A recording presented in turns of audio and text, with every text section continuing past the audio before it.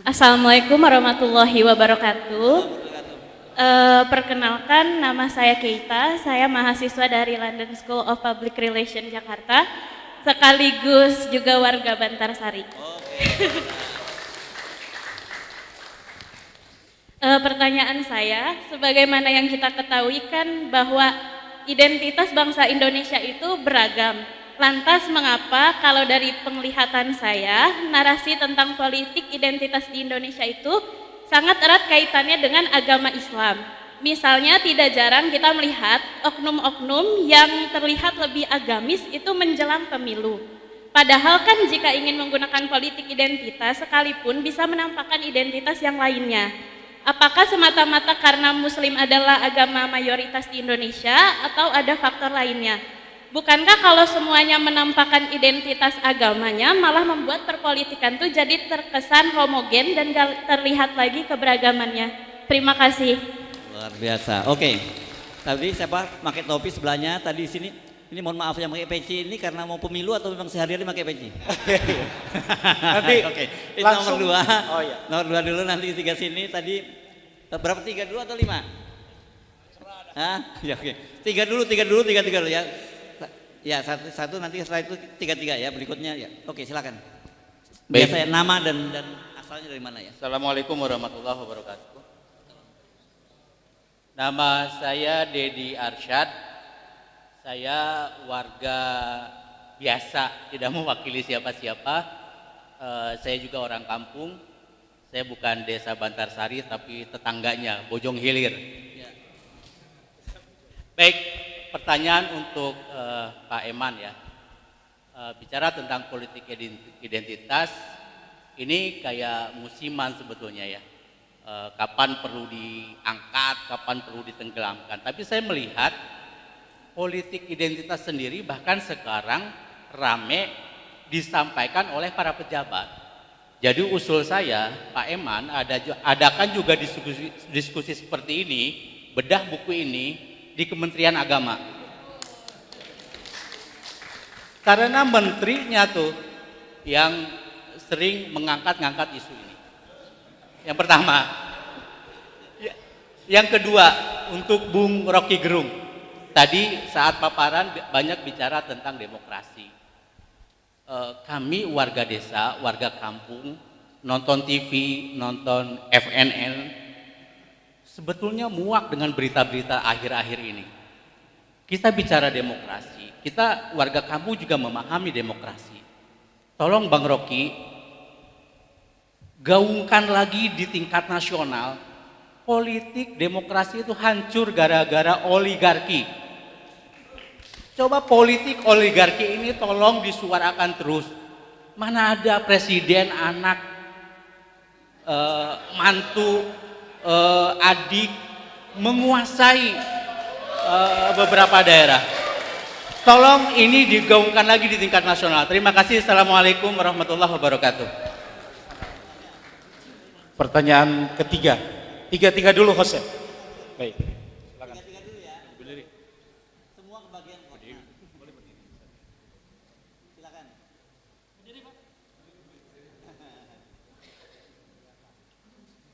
Bismillahirrahmanirrahim. Assalamualaikum warahmatullahi wabarakatuh. Perkenalkan, nama saya Arif B. Iskandar, ada mirip dengan Bung Her Subeno ya, sama-sama Arif dan sama-sama ganteng juga ya. Ya bukan cantik kan. Saya hanya seorang ustadz kampung ya, guru ngaji Iqra. Saya tidak ingin bertanya tapi ingin memberikan opini. Boleh kan ya, dan mungkin bisa ditanggapi oleh semua pembicara.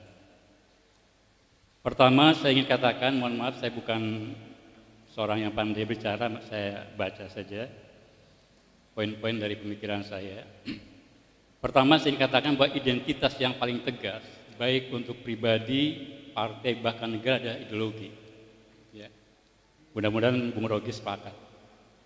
Dalam pandangan saya, anak bahangi, di dunia ini hanya ada 3 yang layak disebut ideologi, yaitu kapitalisme, kemudian sosialisme, komunisme, dan Islam. Ya. Maka identitas dan ideologi memang gampang dimanipulasi. Ya. Ini yang terjadi saat Islam bisa sekedar dipahami secara spiritual, ya, maka orang bisa mudah tertipu. Dan saya termasuk orang tidak mudah tertipu. Kenapa? Karena saya melihat orang itu bukan dari tampilannya, bukan dari ibadahnya, tapi dari pemikiran dan perilakunya. Ya. Maka juga saya sebetulnya bertanya-tanya, Bung Rock itu identitas ideologinya apa sih? Disebut kapitalis, disebut Islam atau sosialis, ini yang bagi saya belum jelas. Di sisi lain kemudian Bung Rocky sering melihat ada kesetujuan dengan Islam.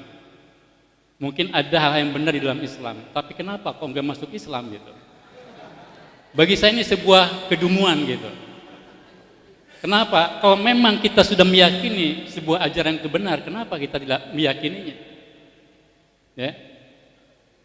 Kemudian mengapa politik identitas dipersoalkan hari ini? Sebab negara ini memang tidak punya identitas. Ya.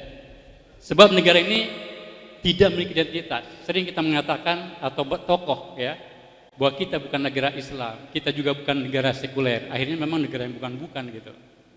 Kapitalisme bukan, sosialisme bukan, Islam juga jelas bukan. Ya. Jika diklaim negara ini berideologi Pancasila, muncul pertanyaan, saat 1% asing dan asing menguasai 90% lahan negeri ini, apakah itu sesuai dengan Pancasila? Ini jadi pertanyaan. Bagaimana juga dengan banyaknya undang-undang yang justru lebih berpihak pada oligarki, termasuk undang-undang Omnibus Law yang berpihak kepada para pemodal daripada rakyat. Pertanyaan, apakah ini sesuai dengan Pancasila? Sejak berapa gitu? Ya.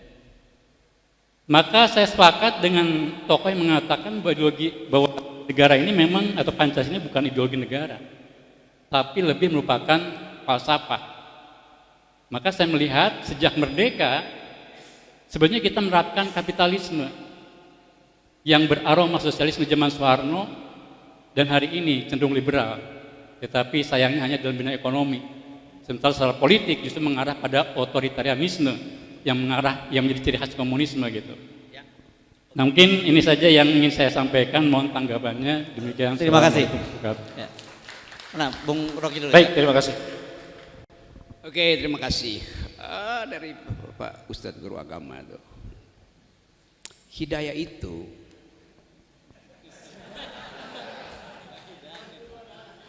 adalah panggilan dalam kesunyian. Bukan koar-koar di toa masjid. Saya kira kita mengerti itu. Karena itu bagian esoterik dari manusia itu. Yang Anda pamerkan sebetulnya adalah situasi kemuamalatan Anda itu. Dan orang tahu, oh Anda Muslim, oh Anda non-Muslim. Tetapi bisa nuraninya berbeda. Jadi biarkan kedalaman itu dihayati, bukan di-headline-kan.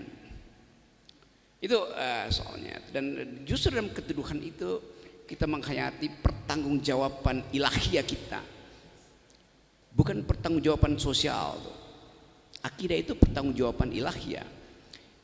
Kalau saya bayar pajak, Anda berzakat, Anda sedekah, itu pertanggungjawaban sosial.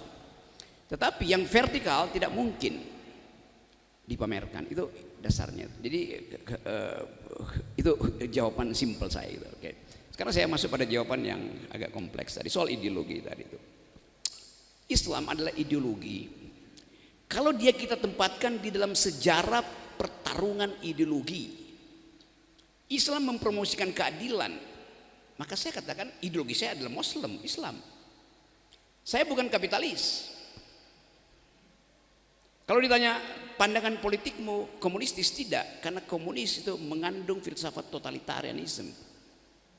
Jadi jelas, muamalah saya adalah Muslim.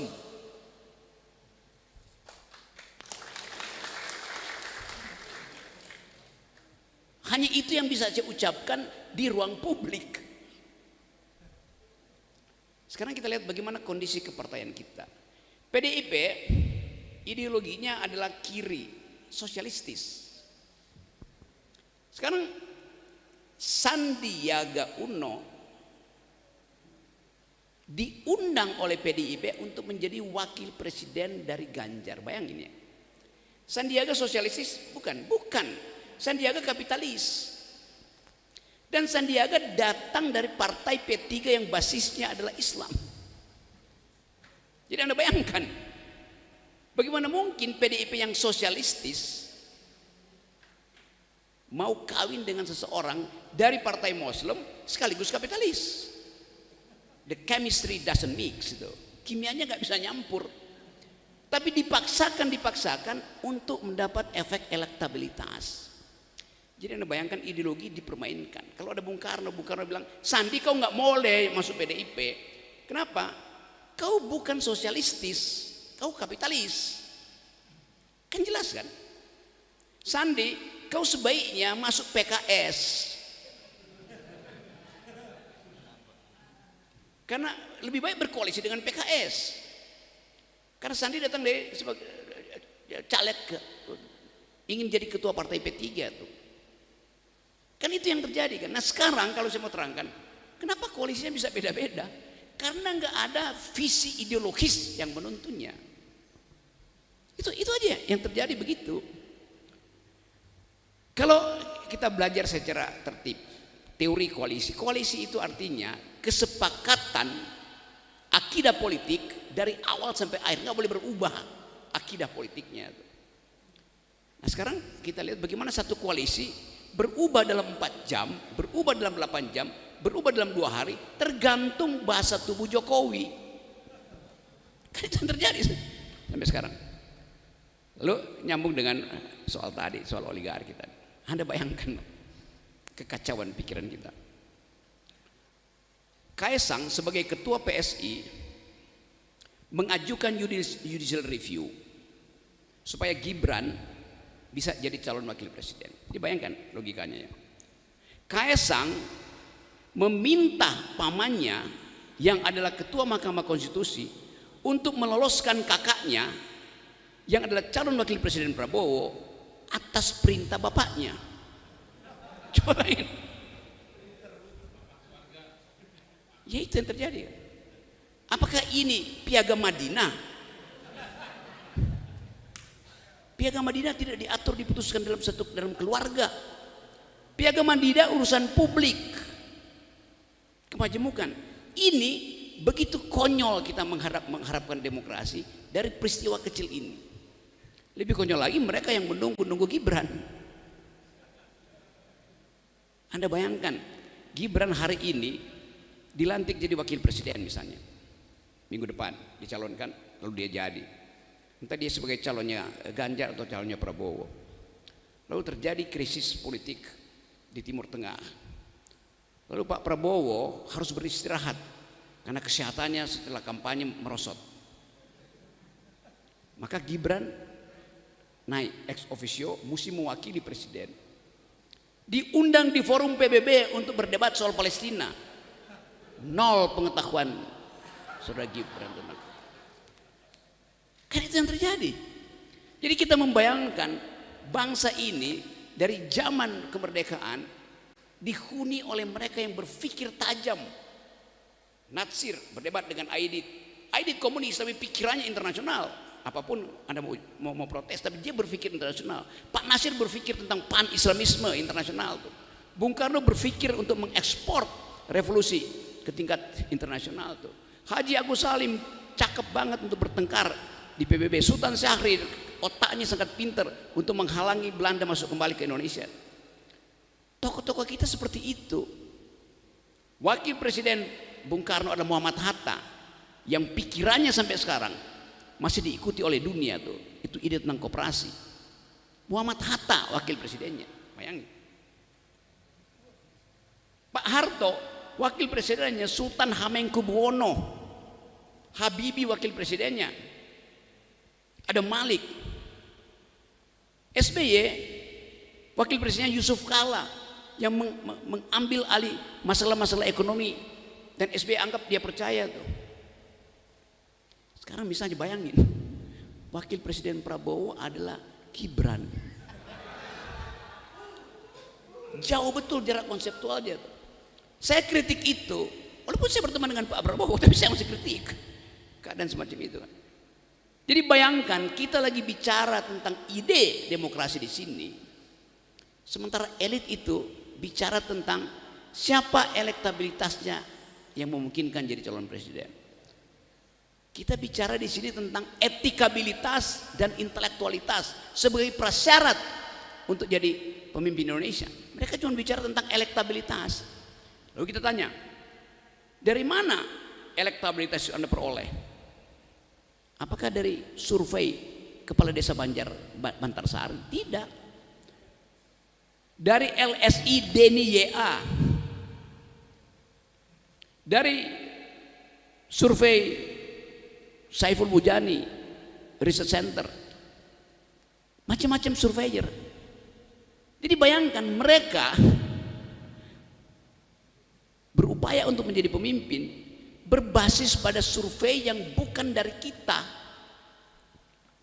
Kalau orang tanya pada saya, siapa yang lebih baik jadi wakil presiden, Gibran atau Eman? Jelas otaknya Eman itu jauh di atas Gibran. Lo fairnya begitu. Anda panggil Gibran di sini untuk bicara tentang politik identitas.